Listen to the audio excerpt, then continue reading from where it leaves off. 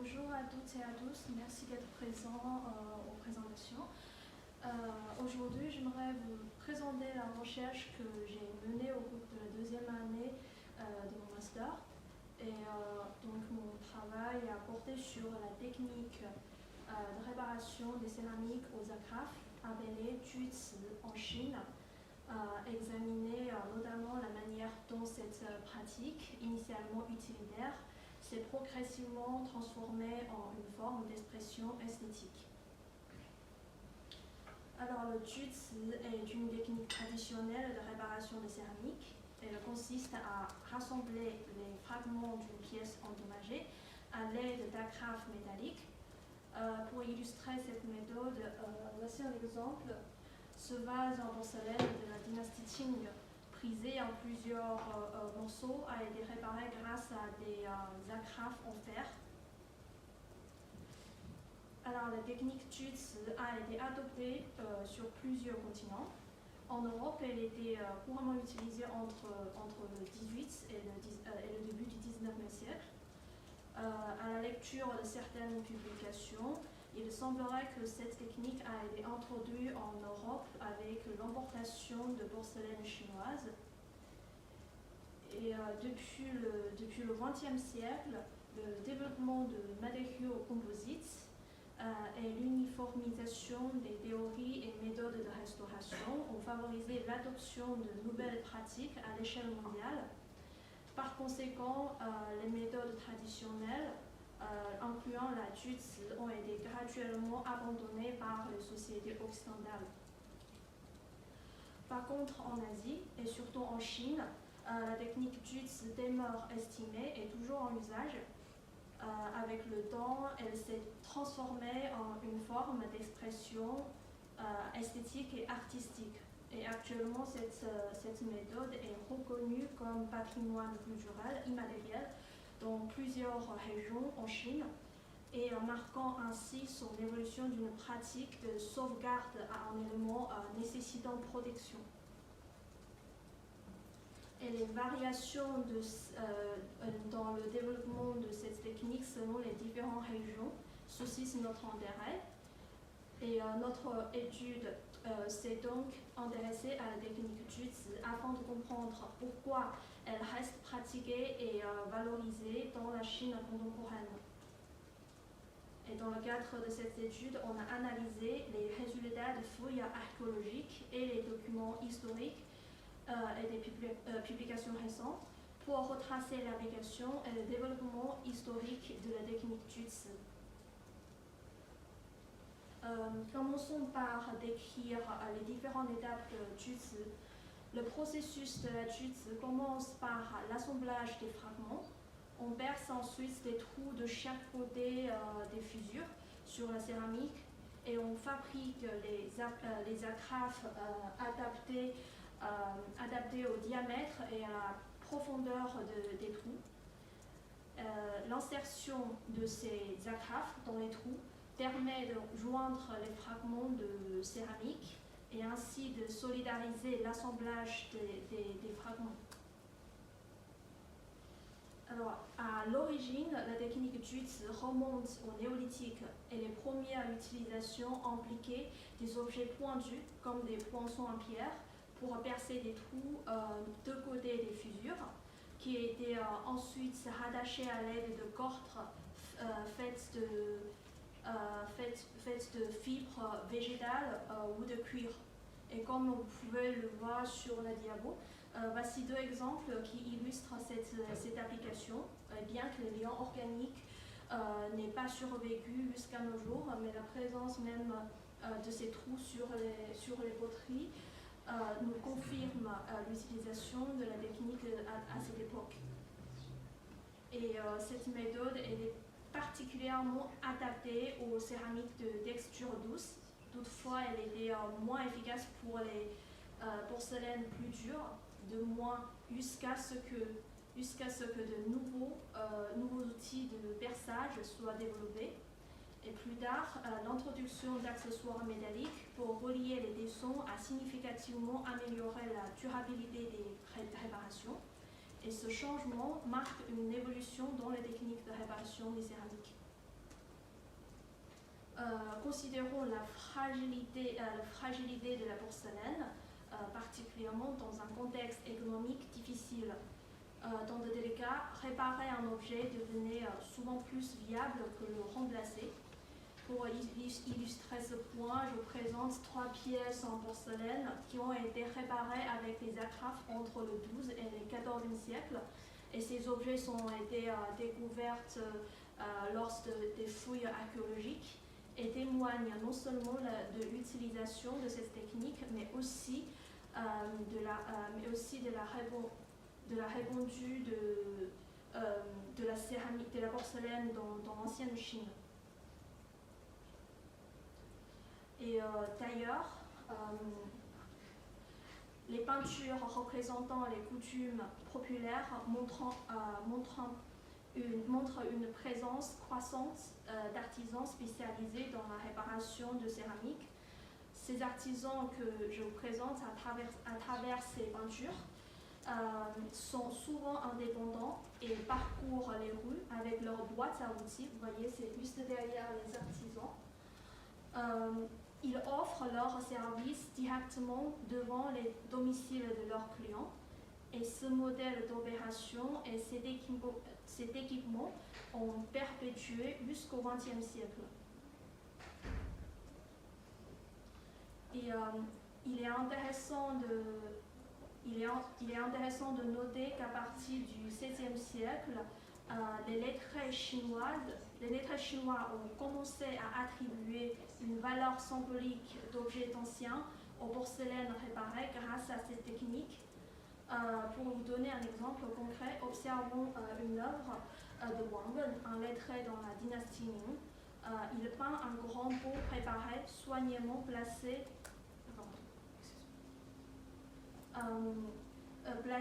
parmi des précieux objets dans le cabinet de travail. Vous pouvez voir cette représentation dans la diapo. Au fil du temps, ces pièces réparées ont souvent figuré dans des œuvres d'art pour évoquer des époques révolues, gagnant ainsi une valeur culturelle et esthétique reconnue par les intellectuels de l'époque. Alors, arrivé au XVIIIe siècle, cette méthode avait été raffinée pour mieux répondre aux exigences des lettrés qui cherchaient non seulement à récupérer l'usage fonctionnel de leurs pièces en céramique, mais aussi à préserver la beauté, élevant cette technique à une forme d'esthétique artistique en soi. La technique de réparation aux agrafes qu'on observe aujourd'hui en Chine transforme le processus de réparation en une forme d'expression esthétique. Par exemple, on voit ici un pot à pinceau du XIXe siècle décoré des motifs de fleurs de prunière dont les cassures sont habilement réparées avec des agrafes en argent. Et ces agrafes sont non seulement fonctionnelles, mais aussi sont conçues avec des motifs de fleurs de prunière, complétant ainsi les décorations originales de la porcelaine et démontrant une fusion entre les matériaux de réparation et l'ornementation de l'objet. Et cette approche artistique de la réparation commence à être popularisée au début du XVIIIe siècle, lorsque les lettrés considéraient les porcelaines cassées comme des toiles pour leur créativité, reflétant une appréciation esthétique unique des imperfections. Alors, dans l'ancienne société chinoise, la classe des lettrés, qui incluait des membres de la noblesse et des intellectuels aisés, occupait une position centrale. Non seulement ils cultivaient des hobbies coûteux, mais leur passion pour les objets raffinés transparaît clairement dans les peintures de l'époque, où chaque détail de ce qu'ils portaient et utilisait était représenté. Ces lettrés non seulement influençaient les arts et la culture, Ils ont aussi joué un rôle important dans l'évolution des techniques de réparation, transformant cette méthode en une forme d'expression esthétique. Leur quête de réparation esthétique et unique a profondément enrichi l'approche traditionnelle, créant un mariage entre fonctionnalité et beauté dans les objets restaurés. Et de plus, influencé par la philosophie taoïste, certains lettrés adoptaient une attitude d'appréciation envers les imperfections.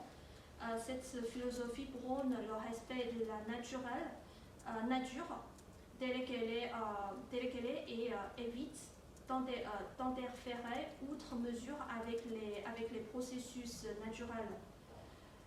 Dans la réparation de la céramique, cela se traduit par l'acceptation de l'état endommagé de la pièce plutôt que la recherche de la restitution de son état original.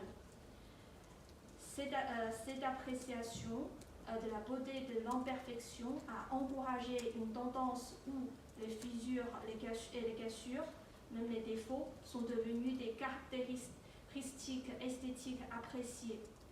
À l'époque moderne, certains amateurs vont même jusqu'à provoquer des défauts ou des cassures dans les céramiques en utilisant des méthodes spécifiques, comme je vous montrais une image animée. Le remplissage d'œillères avec des grains soja qui sont ensuite trempés pour briser à la pièce en gonflant, et puis les réparer par la technique JUTS pour créer des objets du thé personnalisés. Et aujourd'hui, certains restaurateurs et restauratrices considèrent que cette perspective sur les imperfections contraste avec la vision occidentale où les dommages à la céramique sont généralement vus comme des défauts. Et dans la culture orientale, des méthodes spécifiques sont employées pour mettre en valeur esthétique de l'imperfection. Prenez par exemple la technique japonaise du kintsugi, qui répare les fissures et les cassures avec de la poudre d'or. Initialement, le kintsugi faisait seulement usage de la laque pour compléter ces fissures. L'utilisation de poudre d'or est apparue afin de satisfaire la demande des classes aisées souhaitant mettre plus en valeur les pièces restaurées. Et ces deux méthodes traditionnelles de réparation reflètent une approche des peuples orientaux des objets matériels, accepter et embellir l'imperfection avec des moyens perfectionnés. Et cette différence pourrait expliquer pourquoi la technique de réparation aux agrafes a progressivement disparu en Europe au XXe siècle, résultant d'une des différences de contexte culturel. En conclusion, je souhaitais vous partager ce que j'ai découvert concernant la place actuelle de cette technique en Chine.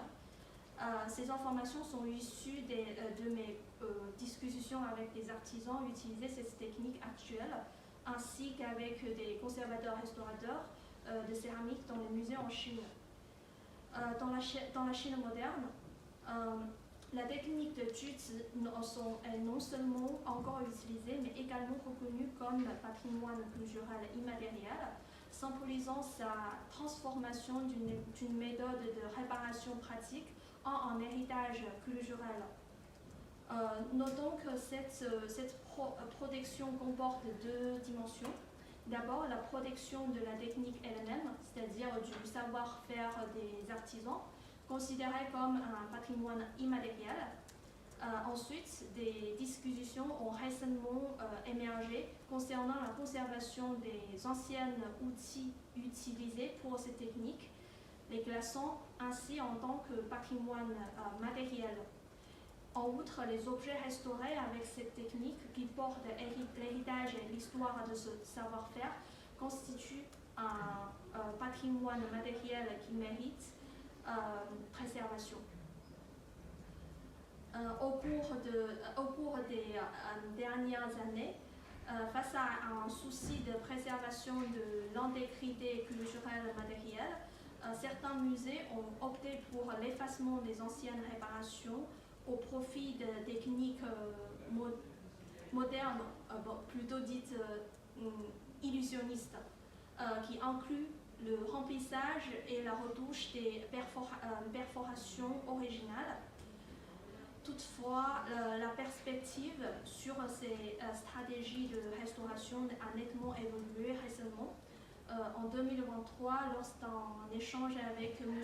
Liti, conservateur-restaurateur du musée de la province de Hubei, ce dernier a insisté sur le fait que les décisions de restauration doivent valoriser la culture inhérente à l'objet tout en trouvant un équilibre entre la volonté de rétablir l'esthétique originale de l'objet et la conservation du patrimoine attaché aux méthodes de restauration et à son histoire. Cet équilibre influence les décisions de restauration, permettant parfois de ne retirer que les agrafes corrodées, tout en conservant ce qui est en bon état et les perforations présentes. Et cette approche nuancée illustre l'importance de combiner respect du passé et méthodologie moderne dans les pratiques de conservation, visant à assurer la pérennité de notre patrimoine culturel matériel, mais aussi immatériel pour les générations futures. Voilà. Merci pour votre attention.